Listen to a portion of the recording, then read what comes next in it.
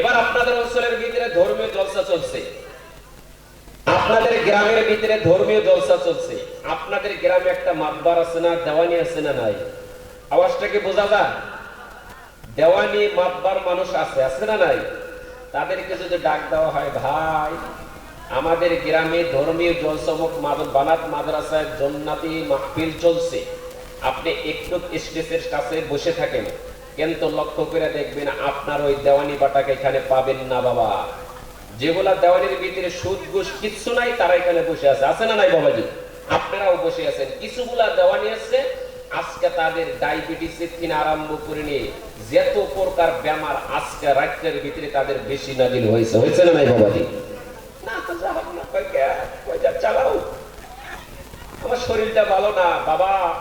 রাত 12টা 1টার সময় যদি একটা ছেলে মেয়েকে উল্টা পুল্টা লাগায়া দেয়, ওই দেওয়ানি বেটার কাছে টেলিফোন যাওয়ার সঙ্গে সঙ্গে বাবা 12 বছরের যুবক হয়, কোনো বেমার থাকে না। হাসান আমিসা বাবাজি, আজকে খালি বেমার, আজকে বেমারের খেলায় তিনি উঠতে পারে না, কারণ ওই জিনার বিচার করতে শরীয়তের বিচার করবো, যে অন্যান্য বিচার করবার, যে একদিকে বিচার করবো আর একদিকে কিছু টাকা এখানে নেবো, নইতে নইতে বাবাজি লক্ষ্য করে দেখবেন তাদের শরীরে কোনো বেমার থাকবে না।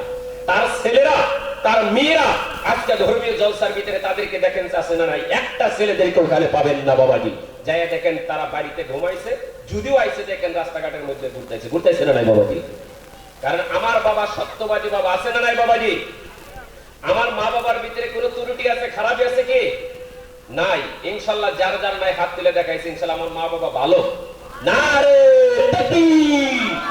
নিশ্চয় আমার মা বাবা ভালো ছিল। আমার মা একদিন হলি আমাকে পেটের মধ্যে কোরআনের মাহফিলে বসিয়েছিল, সেই জন্য